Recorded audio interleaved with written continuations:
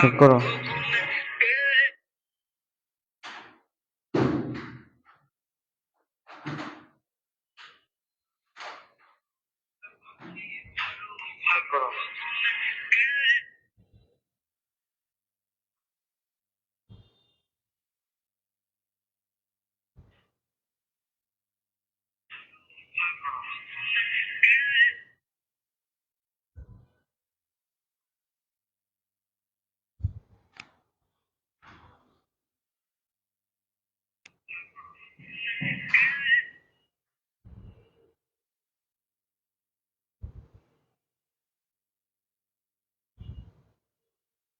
একটু সবাইকে মেনশন দিয়ে দেন তো, ফোন দিতেছে বারে বারে আমাকে, বারে বারে ফোন দেওয়ার কারণে স্ট্রিমটা কেটে গেছে।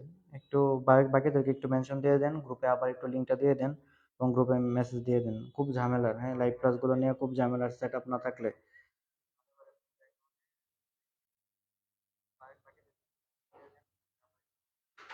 গ্রুপে একটু লিঙ্কটা দিয়ে দাও, বাকিদেরকে একটু মেনশন দিয়ে দাও। আমরা আমরা একটু শেষ করি টপিকটা, নাহলে সিলেবাসটা আমরা শেষ করতে পারবো না। গ্রুপে একটু জানিয়ে দিন।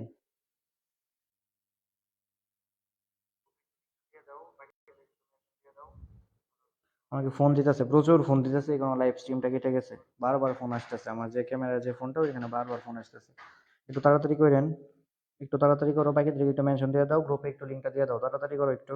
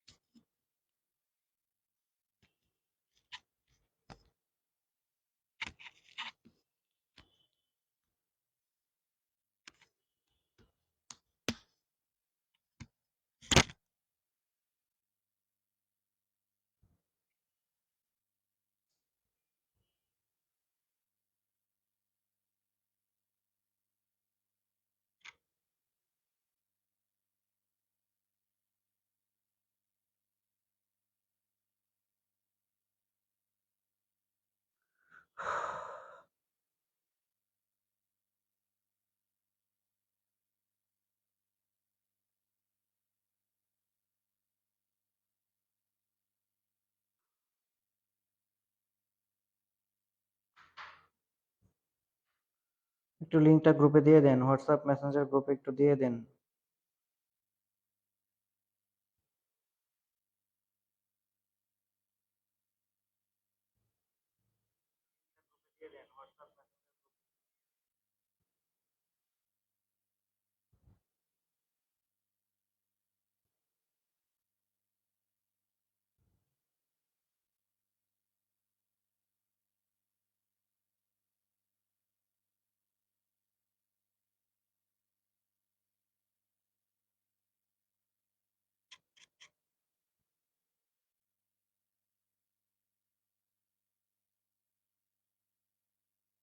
ওকে ওকে ওকে, নেফ্রনটা আবার বোঝেন কষ্ট করে, ওকে আমি বোঝাবো বোঝাবো, নো প্রবলেম, বোঝাবো।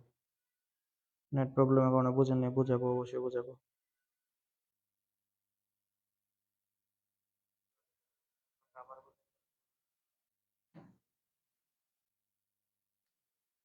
ওকে, দেখো আবার একটু শুরু করি আবার, হ্যাঁ, আবার একটু শুরু করি।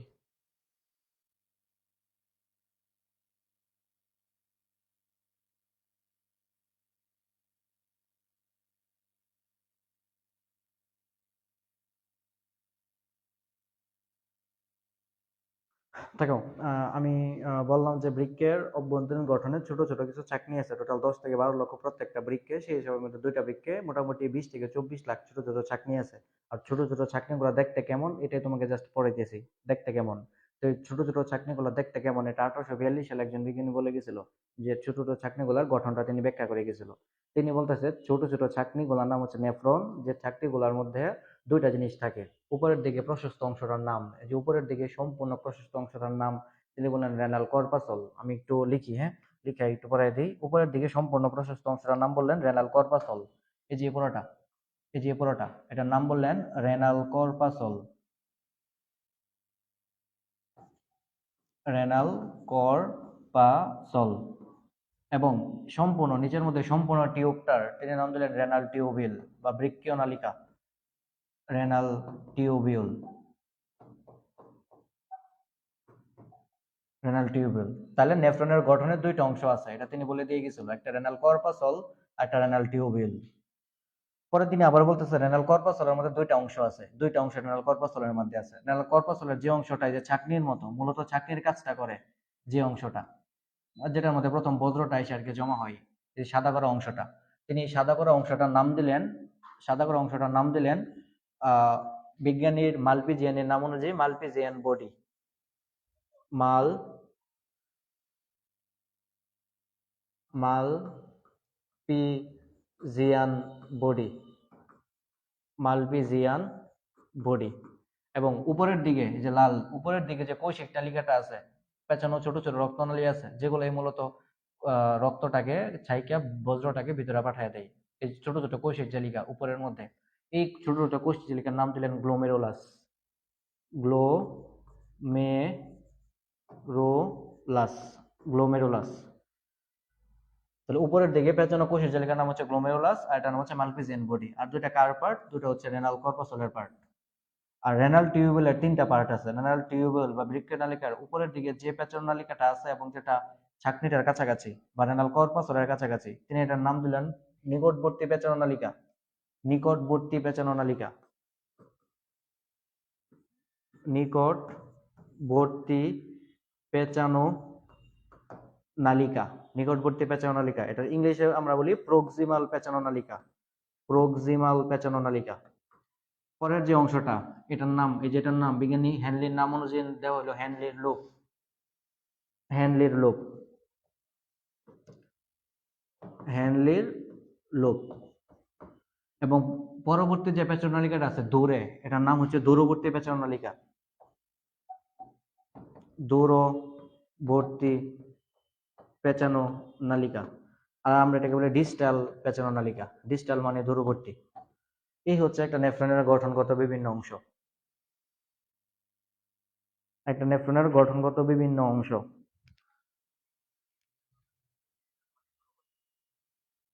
নেফ্রনের গঠনগত বিভিন্ন অংশ, নেফ্রনের গঠনগত বিভিন্ন অংশ। ওকে, তো দেখো এগুলো নিয়ে আমরা একটু ডিটেল কথা বলবো। তো আমরা প্রত্যেকটা অংশ নিয়ে একটু আলাদা করে কথা বলবো নেফ্রনের বিভিন্ন অংশের মধ্যে। এবার আমরা একটু শুরু করি মালপিজিয়ান বডি নিয়ে। খাতার মধ্যে একটু টাইটেল দেন, মালপিজিয়ান বডি।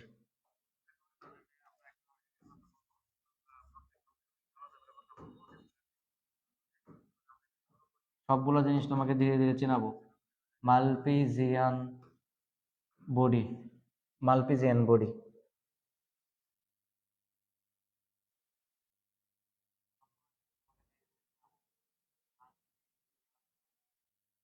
এটা তাকাও, আমি একটা ছবিটা আঁকি মালপিজিয়ান বডির।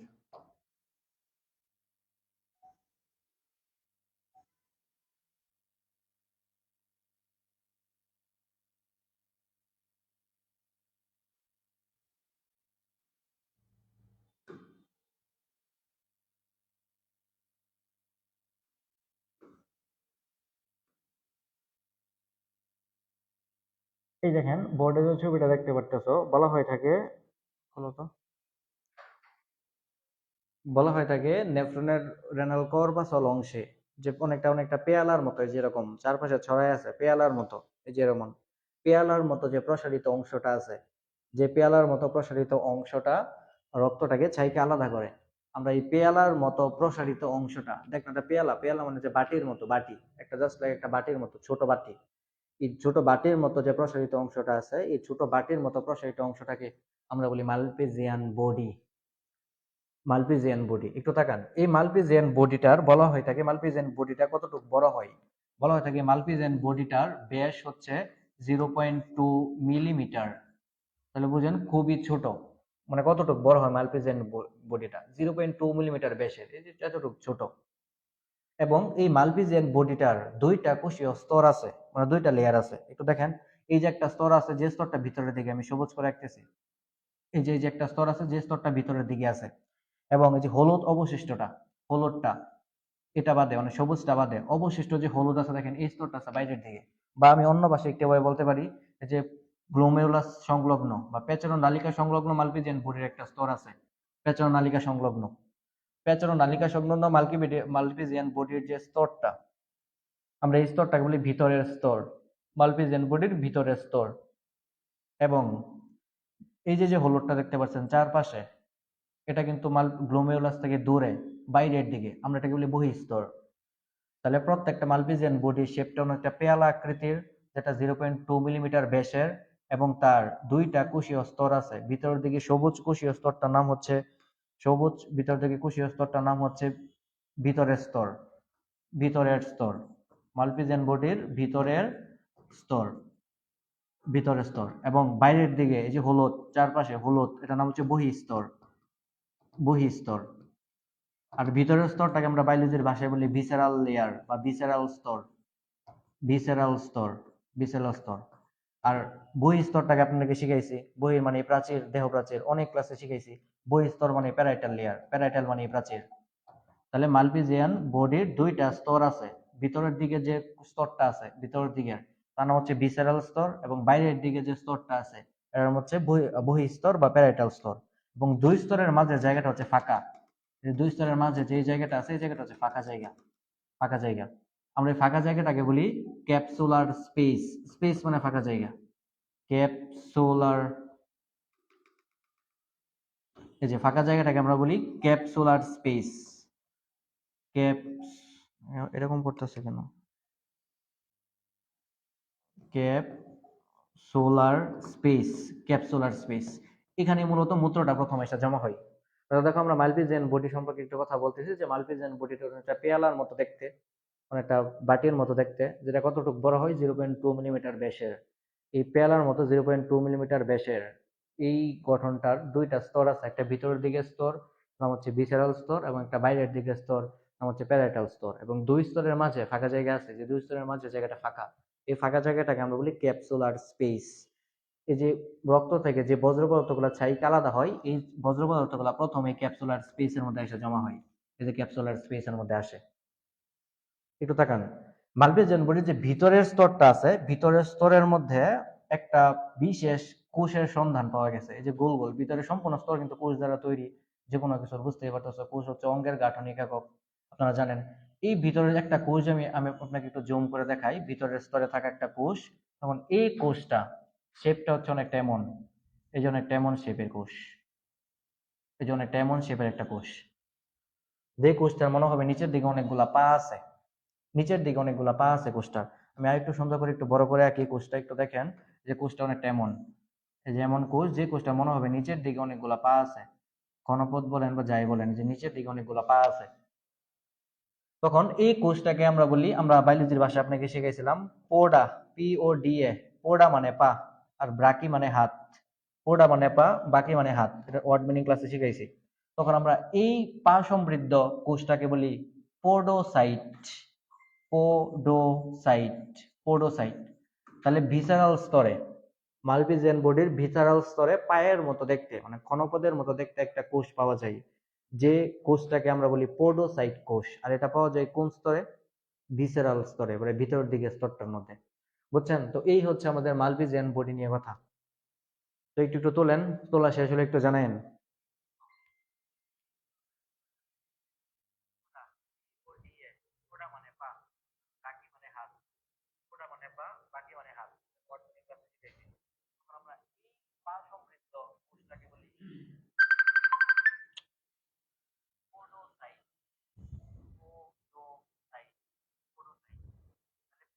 তুলছেন কিনা একটু জানায়েন, মালপিজিয়ান বডিটা বুঝছেন কিনা একটু বললেন।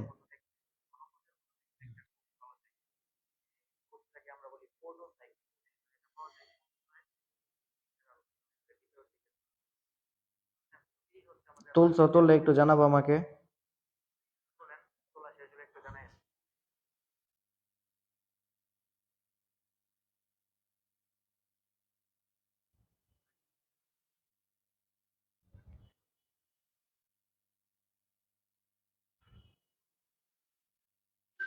দন্ত লিখি নেই। আচ্ছা, সরি সরি, স্পেস রে বাবা। Capsular space. ডান।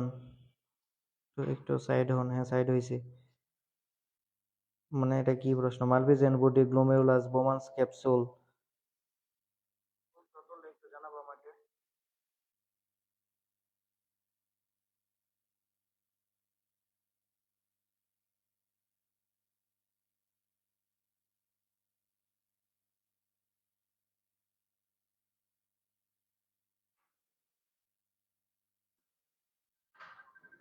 আচ্ছা, সাইড হইছি, তোলেন তোলেন।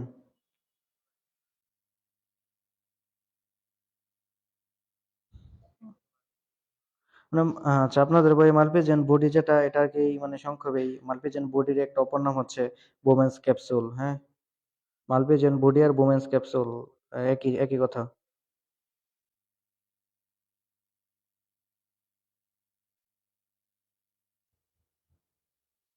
একই কথা, মালপিজিয়ান বডি আর বোমেন্স ক্যাপসুল একই কথা।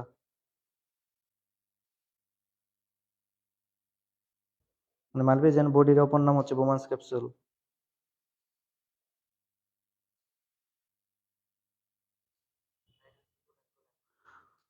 ওকে, আসো আমরা একটু পরেরটায় যাই। হ্যাঁ, একটু পরেরটায় যাই। বলেন, আমাদের নেপচুনের গঠনে 2 নাম্বার মানে রেনাল কর্পাসের আরেকটা জিনিস ছিল। ওই আরেকটা জিনিস ছিল, যে জিনিসটার নাম হচ্ছে গ্লোমেরুলাস। গ্লোমেরুলাস। গ্লোমেরুলাস। গ্লোমেরুলাস জিনিসটা কি? আমি আগে একটু মালপিজিয়ান বডিটা কি, যেটা ছিল মালপিজিয়ান বডি বা বোমেন্স ক্যাপসুল। এই যে বোমেন্স ক্যাপসুল বা মালপিজিয়ান বডি, যেটা আপনাকে এতক্ষণ পড়াইছি, একটা রক্তনালী বিশুদ্ধ রক্তটা নিয়ে আপনার বোমেন্স ক্যাপসুল বা মালপিজিয়ান বডিতে আসে। বোমান্স ক্যাপসুল বা মালপিজিয়ান বডিতে আসে। তখন মালপিজিয়ান বডিতে আসার পর সে অসংখ্য ছোট ছোট রক্তনালীতে বিভক্ত হয়।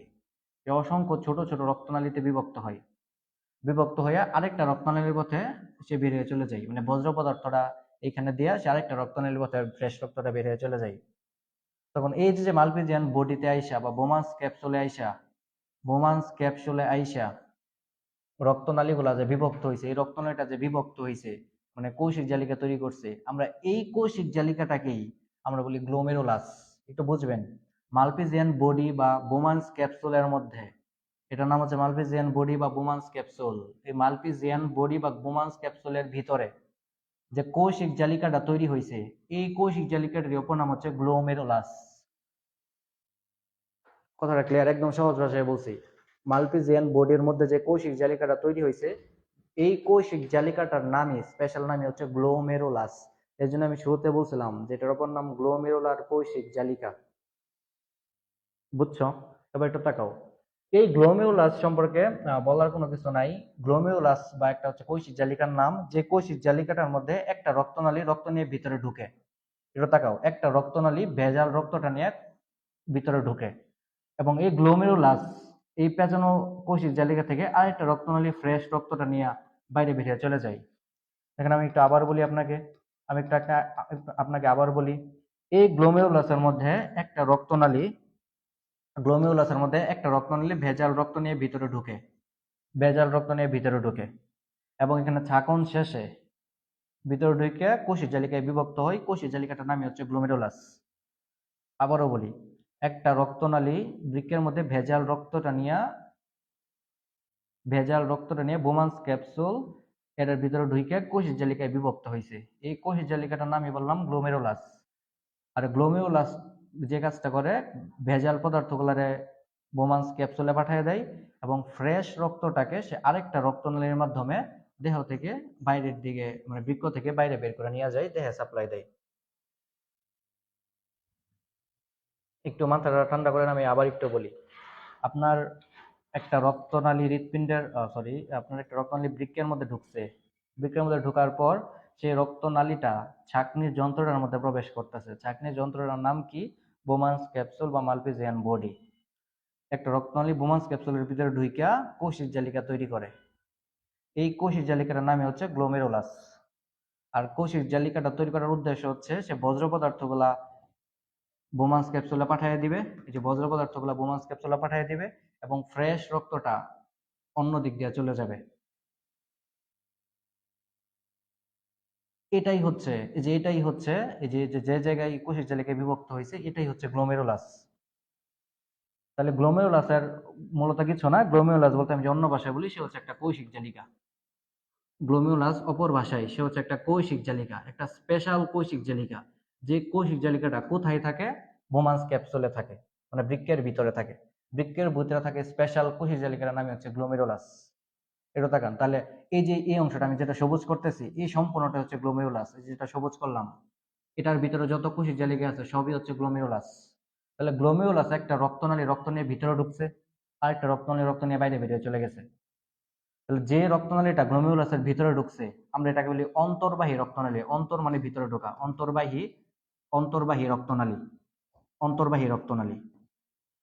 আর গ্লোমেরুলাস থেকে যে রক্তনালীটা বাইরে বের হয়ে চলে গেছে, মানে ফ্রেশ রক্তটা নিয়ে বাইরে বের হয়ে চলে গেছে, এর নাম হচ্ছে বহির্বাহী রক্তনালী। বহির্বাহী মানে বাইরে বের হয়ে চলে গেছে, বহির্বাহী রক্তনালী, রক্তনালী। তাহলে আমি একটু কথা এভাবে বলতে পারি, অন্তর্বাহী রক্তনালী বোমান্স ক্যাপসুলের মধ্যে ঢুইকা কৌশিক জালিকা তৈরি করে। বলা হয়ে থাকে এই জায়গায় টোটাল 50 থেকে 60টা কৌশিক জালিকা তৈরি করে, মানে 50 থেকে 60টা ছোট ছোট নালী তৈরি করে। তাহলে অন্তর্বাহী রক্তনালী ভেজাল রক্ত বা বিশুদ্ধ রক্ত বা বজ্র মিশ্রিত রক্ত নিয়ে, অন্তর্বাহিত রক্তনালী বজ্র মিশ্রিত রক্ত নিয়ে বোমান্স ক্যাপসুলে প্রবেশ করে 50 থেকে 60টা কৌশিক জালিকা তৈরি করে। আর এই কৌশিক জালিকাটার অপর নাম হচ্ছে গ্লোমেরুলাস। আর গ্লোমেরুলাস রক্তটাকে চাইকা ফ্রেশ রক্তটা বহির্বাহী রক্তনালীর মাধ্যমে সারা দেহে পাঠায় দেয়, বহির্বাহী রক্তনালীর মাধ্যমে সারা দেহে পাঠায় দিল। তাহলে সারা দেহ ফ্রেশ রক্তটা পাই গেল, আর এদিক দিয়ে যে বজ্রটা এই জায়গায় নিচে জমা হয়েছে, আর বজ্রটা একসময় কিডনি থেকে বের হয়ে চলে গেল। তাহলে গ্লোমেরুলাস জিনিসটা কি বুঝছেন? গ্লোমেরুলাস একটু বুঝলে জানাবেন, গ্লোমেরুলাস জিনিসটা কি একটু বুঝলে জানাবা।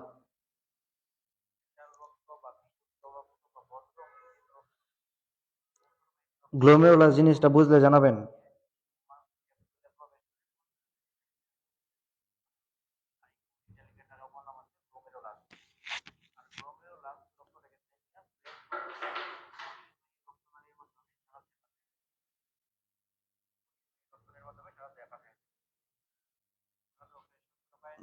একটু একটু রেসপন্স করেন।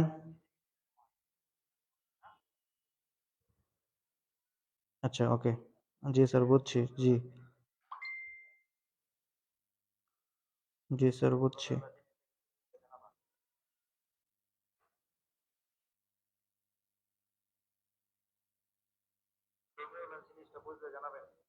পঞ্চাশ থেকে ষাটটা কি বলছেন? মানে অন্তর্বাহী রক্তনালী ভিতরে ঢুইকা টোটাল 50 থেকে 60টা ছোট ছোট রক্তনালী তৈরি করে, যেগুলাকে আমরা কোষিক জালিকা বলতেছি। মানে একটা রক্তনালী ভিতরে ঢুইকা 50 থেকে 60টা ছোট ছোট নালীতে বিভক্ত হয়েছে। যে 50 থেকে 60টা ছোট ছোট নালীতে বিভক্ত হয়েছে।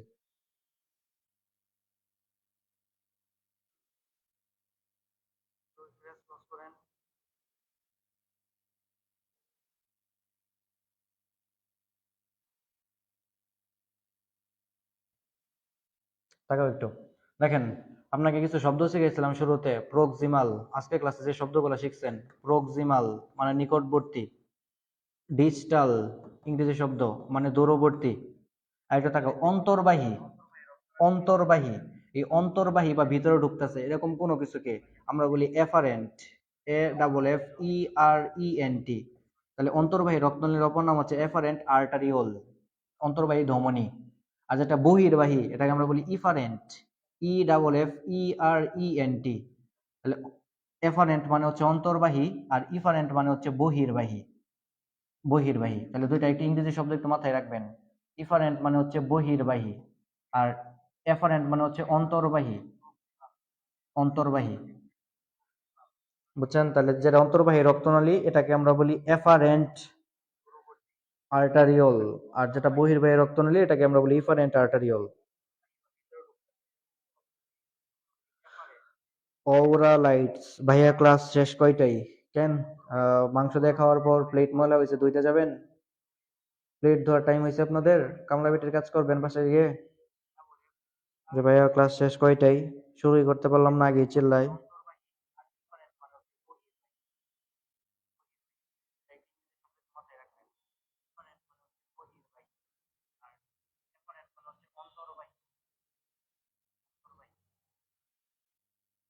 তাহলে যেটা অন্তর্বাহী রক্তনালী এটাকে আমরা বলি এফারেন্ট।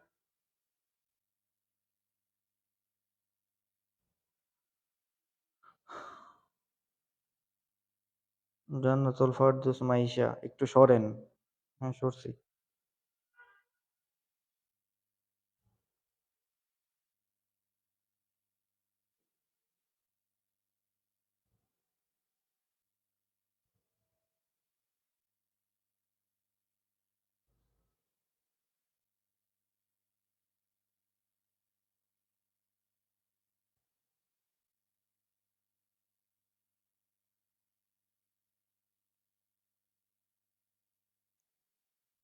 হ্যাঁ, আজকে পড়া মোটামুটি শেষ, আর একটু টাইম দেন রে বাবা।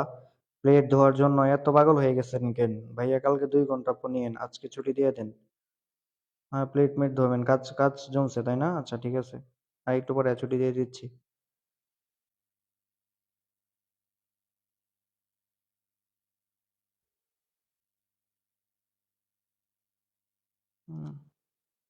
ক্লাস যেহেতু শুরু করেন নাই, তাহলে একটু তাড়াতাড়ি শুরু করেন। আরে বাবা, ক্লাস আমি নিতে পারতেছি কই?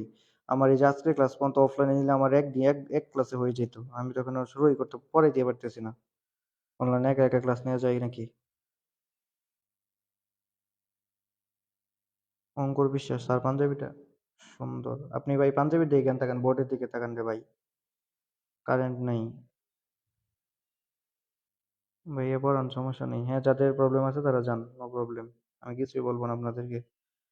আমি এত দূর থেকে এসে ক্লাস নিতেছি আর আপনারা বংচং করেন না। নাফিসা হিমা দৃষ্টি, হ্যাঁ এত কাজ যে সময় পাইতেছি না। হ্যাঁ হ্যাঁ, সময় পাবেন। কামলা বিটিরা কি সময় পাই নাকি? ওকে, একটু তাকাও, দেখেন একটা কথা বলে শেষ করতেছি। একটা কথা একটু মনে রাখবেন, এটা আমরা নেক্সট দিন ডিটেল ব্যাখ্যা করবো, কথাটা আমার নেক্সট দিন লাগবে। একটু মনে রাখবা। আমি দেখেন একটু অন্তর্বাহী ধমনীটাকে একটু মোটা করে রাখছি। এই যে অন্তর্বাহী ধমনীটাকে একটু মোটা করে রাখছি, আর বহির্বাহী ধমনীটাকে একটু চিকন করে রাখছি। তো একটা কথা সবসময় মনে রাখবেন, অন্তর্বাহী ধমনীর ব্যাস বহির্বাহী ধমনীর তুলনায় বেশি হয়। মানে অন্তর্বাহী ধমনীটা একটু মোটা হয়, আর বহির্বাহী ধমনীটা একটু চিকন হয়। এই কথাটা একটু জেনে রাখবেন, আমরা নেক্সট দিন এটা নিয়ে অনেক কথা আছে। যে অন্তর্বাহী ধমনীটা হয় একটু মোটা, মানে যেটা ভিতরে ঢুকছে এটা একটু মোটা হয়, একটু বড় হয়। আর যেটা বের হয়ে গেছে এটা হয় একটু চিকন। তাহলে একটা কথা আমি একটু লিখে দেই, যে অন্তর্বাহী ধমনী, এই জায়গায় লিখতেছি, অন্তর্বাহী বা এফারেন্ট, অন্তর্বাহী ধমনী, অন্তর্বাহী ধমনী, অন্তর্বাহীর ধমনীর ব্যাস বেশি কার তুলনায়?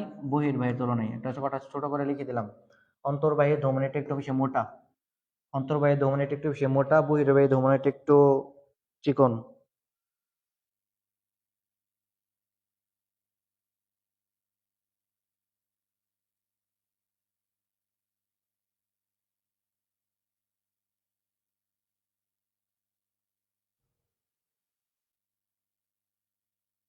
ওকে, দেখেন আমরা শেষ করছি রেনাল কর্পাসল, বাকিগুলো ছোট ছোট, বাকিগুলো পড়াইতে বেশিক্ষণ লাগবে না। আসেন একটু শুরু করি হচ্ছে যে রেনাল টিউবিল। রেনাল টিউবিলের মধ্যে প্রথম যে জিনিসটা পরিচিত আপনাকে পড়াবো সেটার নাম হচ্ছে প্রক্সিমাল পেচানো নালিকা। সাধারণত টাইটেল দেন বা নিকটবর্তী পেচানো নালিকা। প্রক্সিমাল পেচানো নালিকা, প্রক্সিমাল পেচানো নালিকা।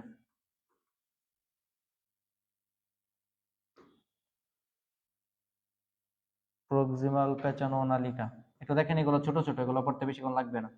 প্রক্সিমাল পেঁচানো নালিকা মানে যে পেঁচানো নালিকাটা কি সংলগ্ন থাকে, যে পেঁচানো নালিকাটা আপনার হচ্ছে রেনাল কর্পাসল সংলগ্ন থাকে, আমরা এই পেঁচানো নালিকাটাকে বলি প্রক্সিমাল পেঁচানো নালিকা। মনে রাখবেন, প্রক্সিমাল পেঁচানো নালিকাটা মোটামুটি 15 ml, 14 থেকে 15 ml দৈর্ঘ্যের হয়, মানে 15 মিলিমিটার দৈর্ঘ্যের হয়। খুব বেশি বড় হয় না, 14 থেকে 15 মিলিমিটার দৈর্ঘ্যের হয় প্রক্সিমাল পেঁচানো নালিকাটা। এবং এই প্রক্সিমাল বা নিকটবর্তী পেঁচানো নালিকাটা সম্পর্কে ছোট্ট একটা কথা মনে রাখবেন, আমাদের নেক্সট দিন কাজে লাগবে। যে এটার মধ্যে মাইক্রো ভিলাই বা ভিলাই পাওয়া যায়, আর ভিলাই হচ্ছে শোষণের একক, পরিপাকে পড়াইছি। এটার মধ্যে ভিলাই পাওয়া যায়। এটা কি আমরা আপনার নেক্সট দিন আলোচনা করবো আমরা, যে প্রক্সিমাল পেঁচানো নালিকাটার মধ্যে ভিলাই পাওয়া যায়, ভিলাই, ভিলাই থাকে, মানে ভিতরে, ভিতরে ভিলাই থাকে, কেন থাকে আমরা নেক্সট দিন আলোচনা করবো। তাহলে প্রক্সিমাল পেঁচানো নালিকা একটু দৈর্ঘ্যটা মনে রাখবেন, 15 মিলিমিটার দৈর্ঘ্যের, যেটা খুব কাছাকাছি থাকে, কার কাছাকাছি? রেনাল কর্পাসলের কাছাকাছি থাকে। ওকে, তাহলে প্রক্সিমাল পেঁচানো নালিকার পরে হ্যানলির লোপ বা লোপ অফ হ্যানলি, লোপ অফ হ্যানলি, লোপ অফ হ্যানলি। লোপ অফ হ্যানলি কি প্রক্সিমাল পেঁচানো এবং ডিস্টাল পেঁচানো দুইটা সংযোগস্থলে যে ইউ আকৃতির একটা লুপ আছে, আমরা এই লুপটাকে বলি হ্যানলির লুপ বা লুপ অফ হ্যানলি। একটু তাকাও, লুপ অফ হ্যানলির মধ্যে দুইটা বাহু আছে। লুপ অফ হ্যানলির যে বাহুটা নিচের দিকে নামছে, যে বাহুটা আমরা এটাকে বলি ডিসেন্ডিং বাহু বা নিম্নগামী বাহু, এবং একটা বাহু উপরের দিকে উঠছে, আমরা এটাকে বলি অ্যাসেন্ডিং বাহু। তাহলে লুপ অফ হ্যানলির দুইটা বাহু আছে, একটা বাহু নাম হচ্ছে ডিসেন্ডিং বাহু, ডিসেন্ট মানে নামা, ডিসেন্ডিং বাহু বা নিম্নগামী বাহু, ডিসেন্ডিং বাহু, ডিসেন্ডিং বাহু বা নিম্নগামী বাহু। আর একটা হচ্ছে অ্যাসেন্ডিং বাহু বা ঊর্ধ্বগামী বাহু। এই যে এটার নাম হচ্ছে অ্যাসেন্ডিং বাহু, অ্যাসেন্ড মানে আরোহণ করা, অ্যাসেন্ডিং বাহু, অ্যাসেন্ডিং বাহু মানে আমি বাংলাটা লিখে দিই, ডিসেন্ডিং না মনে থাকলে মনে রাখবেন নিম্নগামী বাহু মানে নিচের দিকে নামছে, নিম্নগামী বাহু। আর অ্যাসেন্ডিং মানে হচ্ছে ঊর্ধ্বগামী বাহু, উপরের দিকে উঠছে, ঊর্ধ্বগামী বাহু। বলা হয় থাকে লুপ অফ হ্যানলির দৈর্ঘ্য, লুপ অফ হ্যানলির দৈর্ঘ্য। আচ্ছা আচ্ছা, একটু এক সেকেন্ড, আমি আপনাকে হ্যানলি লুপের দৈর্ঘ্যটা 15 মিলিমিটার বলছি, এটা হচ্ছে 14। আচ্ছা 14 15 কি কথা, লুপ অফ হ্যানলির দৈর্ঘ্য, লুপ অফ হ্যানলির দৈর্ঘ্য হয় মোটামুটি 15 মিলিমিটারের মতোই, 15 ml লুপ অফ হ্যানলি। মানে এটা প্রক্সিমাল পেঁচানোলিকাটার প্রায় সমানই, প্রক্সিমাল পেঁচানোলিকাটা ছোট হয় 14 মিলিমিটার, আর এটা হয় মোটামুটি 15 মিলিমিটারের মতো, বুঝছেন? এটা হচ্ছে লুপ অফ হ্যানলি। একটা আসেন পরে, পরে লাস্ট একটা, সেটার নাম হচ্ছে ডিস্টাল পেঁচানোলিকা বা দূরবর্তী পেঁচানোলিকা, দূরবর্তী পেঁচানোলিকা। মনে রাখবেন দূরবর্তী পেঁচানোলিকা সম্পর্কে শুধু তার দৈর্ঘ্য হচ্ছে 4 মিলিমিটারের মতো, 4 মিলিমিটার, এছাড়া আর কিছু মনে রাখা লাগবে না আপনার। দূরবর্তী পেঁচানোলিকা 4 মিলিমিটার, এটা হচ্ছে সবচেয়ে দূরে থাকে।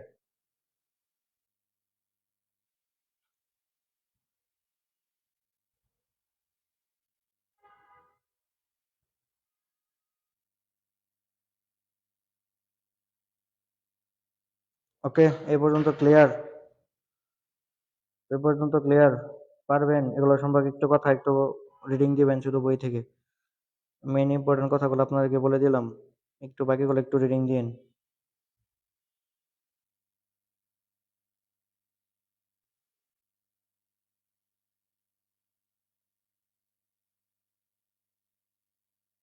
ক্লিয়ার কিনা একটু জানান, নাকি কোনো প্রবলেম থাকলে আমাকে বলো, কোনো প্রবলেম থাকে একটু আমাকে বলো।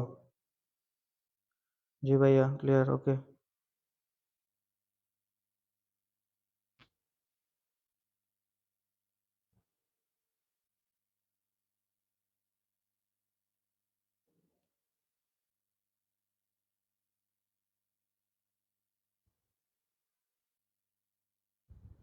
জি স্যার, ওকে ওকে।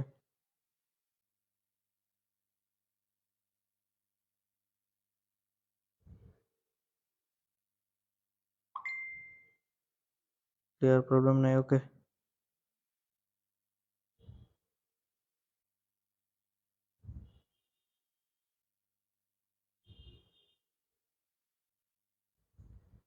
তাহলে একটু নেফ্রন পর্যন্ত একটু পড়েন, হ্যাঁ। আর বইয়ে দেখবেন বৃক্কের কাজ দেওয়া আছে, বৃক্কের কাজ, বৃক্কের কাজটা একবার নিজে একটু রিডিং দিবেন। আমি শুধু একটু বলে দেই বৃক্কের কাজগুলো কি কি। মেইন কাজ হচ্ছে রেচন বজ্রের অপসারণ। বৃক্ক হচ্ছে মিলে যে নাইট্রোজেন ঘটিত রেচনগুলো বজ্রগুলো অপসারণ করে, এগুলো নিচে পড়ার জিনিস। আর হচ্ছে কিছু অন্যান্য বজ্র অপসারণ করে, মানে রেচন বজ্র ছাড়াও কিছু বিষ, কেউ যদি ফরমালিন খাই, ফরমালিনটাকে সে অপসারণ করে, এটা রেচন বজ্র না। কেউ যদি বিষ খাই বা বিষাক্ত কোনো কিছু খাই, বিষাক্ত কোনো কিছুকে বৃক্ক অপসারণ করে। এগুলো রিডিং দিবেন, রেচন বজ্র ছাড়াও সে অন্যান্য বজ্র অপসারণ করে। সে হচ্ছে রক্তের সাম্যতা নিয়ন্ত্রণ করে, পানি সাম্যতা নিয়ন্ত্রণ করে। হ্যাঁ, রক্তের সাম্যতা, পানি সাম্যতা, লবণের সাম্যতা, এই তিনটা জিনিস হচ্ছে নিয়ন্ত্রণ করে। এছাড়া সে হচ্ছে দুটা চাপ নিয়ন্ত্রণ করে, একটা হচ্ছে অবিশ্রবণিক চাপ আর একটা হচ্ছে রক্তচাপ, ব্লাড প্রেশারটাও সে নিয়ন্ত্রণ করে। আর আপনাদেরকে চতুর্থ অধ্যায়ে পড়ানো হয়েছে যে রক্তচাপ নিয়ন্ত্রণে নিম্ন রক্তচাপ রিসেপ্টর আমাদের বৃক্কের একটা ভূমিকা আছে, যে বৃক্কের পানি শোষণ করে পানিটা ধারণ করে রাখতো, ফলে রক্তের চাপটা বাড়াইতো। আমরা এটা ডিটেইলে পড়াইছি রক্ত অধ্যায়ে। আমরা বৃক্কের একটা গুরুত্বপূর্ণ ভূমিকা হচ্ছে ব্লাড প্রেশার সে মেনটেন করতে পারে, মানে ব্লাড প্রেশারটাকে কন্ট্রোল করে। আর বৃক্ক হচ্ছে একটা হরমোন বানায়, হরমোনটার নাম মনে রাখবেন, রেনিন নাম, আমাদের কোচিং এর নামে একটা হরমোন বানায় বৃক্ক, নাম হচ্ছে রেনিন। এবং সরি এটা হ্যাঁ, এটা একটা এনজাইম বানাই, এর নাম হচ্ছে রেনিন। এবং বৃক্ক কিছু হচ্ছে এনজাইমও বানায়। একটা এনজাইমের নাম আপনাদেরকে বলি ক্যালসিট্রাওল, এরিথ্রোপোয়েটিন, এরপরে হচ্ছে আরেকটা এনজাইম বৃক্ক বানায়। আপনাদের বইয়ে দেখবেন দেওয়া আছে এনজিওটেনসিন, এটা একটু ভুল দেওয়া, বৃক্ক কখনো এনজিওটেনসিন বানায় না। দুইটা, একটা বৃক্ক হচ্ছে তিনটা মেনলি হরমোন বানায়, একটা নাম হচ্ছে ইরিথ্রোপয়েটিন, ক্যালসিট্রাওল, আর এটা হচ্ছে প্রোস্টাগ্ল্যান্ডিন। আপনাদের বইয়ে এনজিওটেনসিন নামটা দেওয়া আছে, এটা একটু কেটে দিবেন, এটা ভুল। বৃক্ক এনজিওটেনসিন বানায় না, এনজিওটেনসিন বানায় হচ্ছে যকৃৎ। তো বাকি যে বৃক্কের কাজগুলো আছে একটু বই থেকে রিডিং দিয়েন, হ্যাঁ, তাহলেই হয়ে যাবে।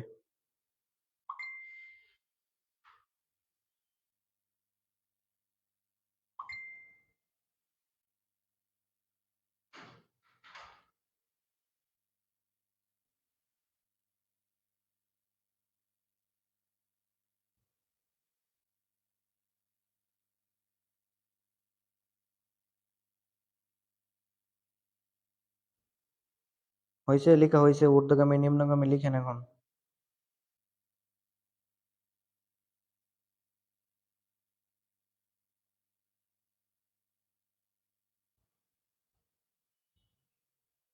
5 দিবেন, 5 দিবেন, 4 5, 4 5, কোনো কোনো বইয়ে 4, কোনো কোনো বইয়ে 5, আপনি 5 দেন। 4 মিলিমিটারই আপনাদের আলিম স্যারে হচ্ছে 5, আর অন্যান্য বইয়ে 4, তাই না? আপনি যান 5 দেন, 5 দেন, 5 মিলিমিটার।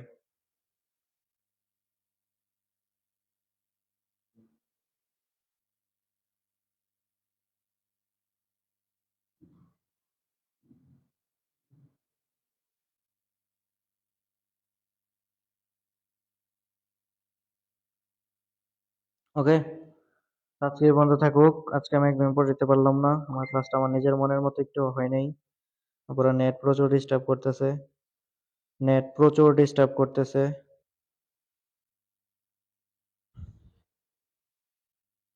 আচ্ছা, তো আমি ছোট্ট একবার 5 5 5 ডিজিটালটা 5 দিয়েন। আমি ছোট্ট একবার রিপিট করে দিই যে আমরা আজকে কি পড়ছি। আমরা আজকে মেনলি তোমাকে দেখাইতে চাইতেছি যে বৃক্ক হচ্ছে মেনলি আমাদের ছাকনের কাজটা করে, দেহটাকে আমাদেরকে ছাকে, মানে দেহের রক্তটাকে ছাইকা বজ্রগুলোকে অপসারণ করে। আর বৃক্কের ছাকার মেইন কাজটা করে বৃক্কের মধ্যে থাকা ছোট ছোট কিছু ছাকনি, যে ছোট ছোট ছাকনিগুলোকে আমরা বলতেছি নেফ্রন। আমরা বৃক্কের গাঠনিক এককটাকে নেফ্রন বলতেছি এই জন্য। আর আমাদের বৃক্কে এরকম ছাকনি বা নেফ্রন আছে 10 থেকে 12 লক্ষ, প্রত্যেকটা বৃক্কে, মানে একটা বৃক্কে 10 থেকে 12 লক্ষ নেফ্রন আছে। আমাদের বডিতে টোটাল নেফ্রন আছে 20 থেকে 24 লাখ। আর নেফ্রন গুলো টোটাল 3 থেকে 5 সেন্টিমিটার অনেকটা দৈর্ঘ্যের হয়, 3 থেকে 5 সেন্টিমিটার দৈর্ঘ্যের এক একটা ছাকনি। আর ছাকনি গুলার গঠনের দুইটা অংশ দেখা যায়। একটা অংশের নাম হচ্ছে, উপরের দিকের অংশের নাম হচ্ছে রেনাল কর্পাসল, এবং টিউবের মতো নাম হচ্ছে রেনাল টিউবিল। রেনাল কর্পাসলের দুইটা পার্ট। রেনাল কর্পাসল একটা হচ্ছে নিচের দিকে পেয়ালার মতো প্রসারিত অংশ, এটার নাম ছিল মালফিজিয়ান বডি বা বোমান্স ক্যাপসুল, এটার নাম মালফিজিয়ান বডি বা বোমান্স ক্যাপসুল, দুইটা নাম। এবং এটার মধ্যে যে পেঁচানো কৈশিক জালিকাটা থাকে এটার ভিতরে, এই কৈশিক জালিকাটার নাম হচ্ছে গ্লোমেরুলাস। তো বোমান্স ক্যাপসুল সম্পর্কে আমি কিছু কথা বলছি, একটু খাতার মধ্যে দেখবেন। বোমান্স ক্যাপসুল, যে বোমান্স ক্যাপসুলের হচ্ছে একটা পেয়ালার মতো দেখতে, 0.2 মিলিমিটার ব্যাসের। তার গঠনে দুইটা স্তর পাওয়া যায় কোষে, একটা ভিতরের দিকে কোষীয় স্তর, আর একটা হচ্ছে বাইরের দিকে কোষীয় স্তর। যে ভিতরের দিকে একটা, বাইরের দিকে একটা। ভিতরের দিকের স্তরটাকে আমরা বলি ভিসারাল স্তর, বাইরের দিকের স্তরটাকে বলি প্যারাইটাল স্তর, এবং দুইটা স্তরের মাঝে একটা ফাঁকা জায়গা থাকে, যে ফাঁকা জায়গাটাকে আমরা বলি ক্যাপসুলার স্পেস। এই যে দুইটা স্তরের মধ্যে ফাঁকা জায়গা থাকে, ফাঁকা জায়গাটাকে আমরা বলি ক্যাপসুলার স্পেস। যেহেতু বোমান্স ক্যাপসুল মানে ক্যাপসুলার স্পেস। এবং এই বোমান্স ক্যাপসুলের উপরে যে কোষের জালিকাগুলো থাকে পেঁচানো বৃক্কের ভিতরে, ওই কোষের জালিকাগুলোকে আমরা বলি গ্লোমেরুলাস। বৃক্কের ভিতরে থাকা কোষের জালিকার নাম হচ্ছে গ্লোমেরুলাস। আর গ্লোমেরুলাস গুলা টোটাল, মানে এখানে কোষের জালিকা থাকে টোটাল 50 থেকে 60টা। এবং এই কোষের জালিকা যে নালীপথে রক্ত সরবরাহ পায় তাকে আমরা বলি অন্তর্বাহী ধমনী বা এফারেন্ট ধমনী, এবং যে নালীপথে বিশুদ্ধ রক্তটা বের করে দেয় তাকে আমরা বলি বহির্বাহী ধমনী। বহির্বাহী ধমনী বা ইফারেন্ট ধমনী। তোমাকে একটা কথা বলছি, অন্তর্বাহী ধমনীটা একটু মোটা থাকে আর বহির্বাহী ধমনীটা একটু সরু থাকে, এইটুকু মনে রাখতে বলছে, আর কিছু না। এরপর আমরা চলে গেলাম রেনাল টিউবিউলে। এই যে রেনাল টিউবিল, রেনাল টিউবুলার গঠনে একটা আছে প্রক্সিমাল পেচানোলিকা, ডিস্টাল পেচানোলিকা, আর একটা হচ্ছে লোবোফেনলি। তো প্রক্সিমাল পেচানোলিকা টোটাল 14 11, কোনো কোনো বই 15 দেওয়া, আচ্ছা, 14 মিলিমিটার ব্যাসের, আর সে হচ্ছে 15 মিলিমিটার ব্যাসের। আর ডিস্টাল হচ্ছে 5 মিলিমিটার ব্যাসের। হ্যাঁ, আর প্রক্সিমাল পেচানোলিকা সম্পর্কে একটা কথা বলছি, তার মধ্যে ভিলাই পাওয়া যায়, এটা আমরা ডিটেইলে আলোচনা করব নেক্সট দিন। আজকে শুধু এইটুকু মনে রাখো, তার মধ্যে ভিলাই পাওয়া যায়, হ্যাঁ, আর কোনো কিছু না। এই হচ্ছে আমাদের একটা নেফ্রনের গঠন পরিচিতি। হুম। আর আপনাকে বললাম যে বই থেকে বৃক্কের কাজটা একটু রিডিং দিবেন। বৃক্কের কাজটা আমি একটু এইভাবে সাজাই দিচ্ছি, এইভাবে মনে রাখবেন। রেচন বজ্র অপসারণ, অন্যান্য বজ্র অপসারণ, রক্তচাপ নিয়ন্ত্রণ, অভিশ্রণিক চাপ নিয়ন্ত্রণ, তিনটা সমতা রক্ষা করা, আয়নের সমতা রক্ষা করা, আহ, আহ, আয়নের সমতা রক্ষা করা, তারপরে হচ্ছে আহ, আহ, পানির সমতা রক্ষা করা, এবং লবণ লবণ সাম্যতা রক্ষা করা। তিনটা সমতা সে রক্ষা করে, সে একটা এনজাইম বানায়, নাম হচ্ছে এনজাইমটার নাম হচ্ছে রেনিন, আমাদের কোচিং এর নাম যেটা। আর সে হচ্ছে তিনটা হরমোন বানায়। হরমোন তিনটার নাম আমি একটু বলে দিই। এটা হচ্ছে ক্যালসিট্রাওল, হরমোনের নাম ক্যালসিট্রাওল। আর একটা হরমোনের নাম হচ্ছে এরিথ্রোপয়েটিন, এরিথ্রোপয়েটিন। একটা হরমোনের নাম হচ্ছে আহ আপনাদের বইয়ে দেওয়া এনজিওটেনসিন, এটা কেটে দিবেন। এরিথ্রোপয়েটিনের এনজিওটেনসিনের পরিবর্তে এনজিওটেনসিনের পরিবর্তে আপনি এই যে গেট করবেন পোস্টাগ্ল্যান্ডিন। মানে তিনটা হরমোন বানায়, পোস্টাগ্ল্যান্ডিন, ক্যালসিট্রাউল, এরিথ্রোপয়েটিন। সে এনজিওটেনসিন বানায় না, আমি বারবার বলতেছি, এটা সে এনজিওটেনসিন বানায় না। আপনাদের বইয়ে ভুল দেওয়া আছে, এনজিওটেনসিনটা কেটে দিবেন। আপনাদের বইয়ে মেবি পোস্টাগ্ল্যান্ডিনটা দেওয়া নাই, সরি, ক্যালসিট্রাউলটা দেওয়া নাই আপনাদের বইয়ে। ক্যালসিট্রাউলটা একটু অ্যাড করে নেবেন, বৃক্কের কাজ দেখবেন প্রথমে বা শেষের দিকে দেওয়া আছে। ওকে, এই ছিল আমাদের আজকের ক্লাস, আমরা আর বেশি কথা বলবো না।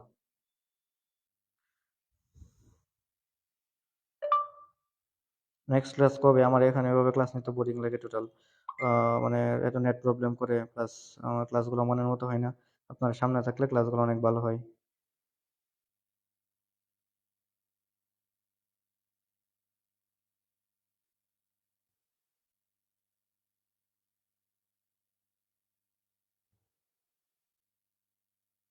ওকে, ঠিক আছে, আজকে এ পর্যন্ত থাকুক। হ্যাঁ, আজকে এ পর্যন্তই থাকুক, আজকে এ পর্যন্ত থাকুক।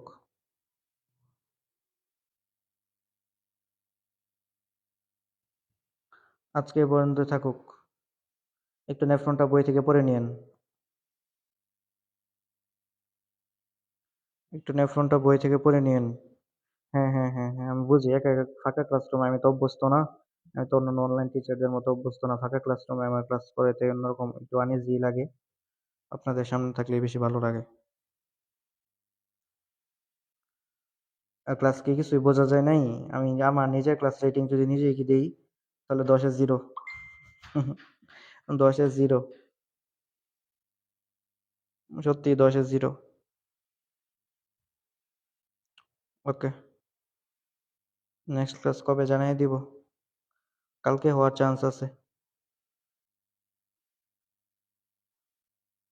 ঈদের পরে আজকে প্রথম ক্লাস, সালামি দিবেন না? হ্যাঁ, ঈদ আসুক, সালামি দিবনি। ঈদ আসুক, সালামি দিবনি।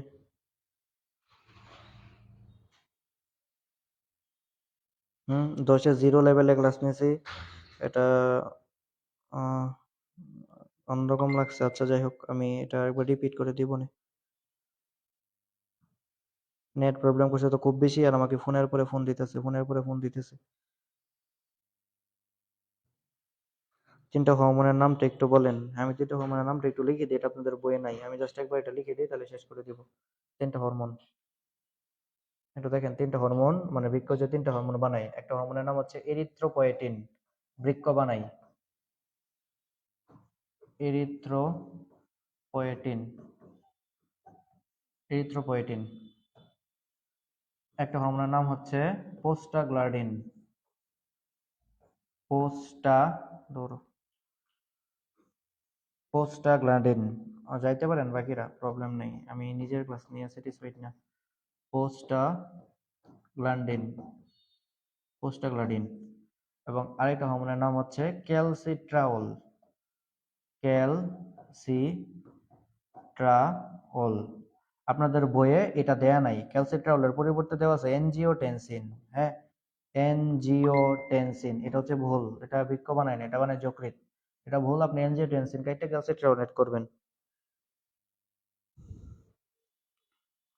তার ঈদ চলেই গেছে। হ্যাঁ, নেক্সট ঈদ আসুক, নেক্সট নেক্সট ঈদ আসুক। ওকে, আল্লাহ হাফেজ, টাটা, যান। আল্লাহ হাফেজ।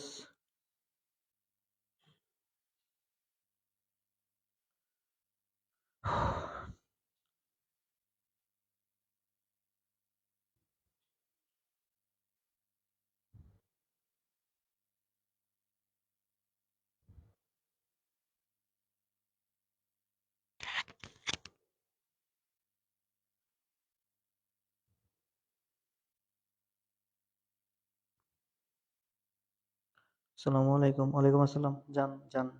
নেক্সট ক্লাসে ইনশাল্লাহ দেখা হবে।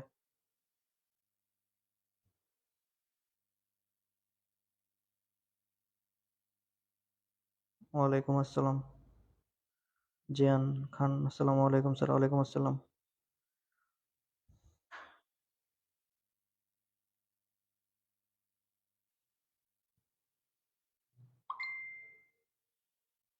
এত নোটিফিকেশন আছে তোমার ফোনে, আমার ফোনে ক্লাস কেমনে নিব আমি?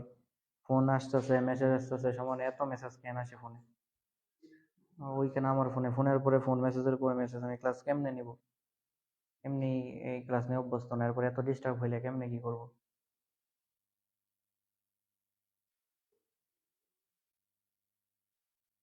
মেসেজের যন্ত্রণায়, নোটিফিকেশনের যন্ত্রণায় ক্লাসে নেওয়া যায় না।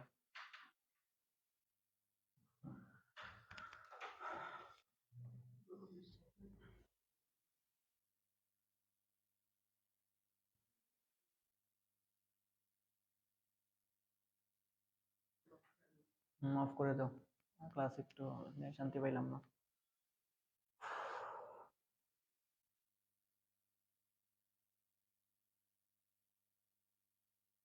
অফ করছো?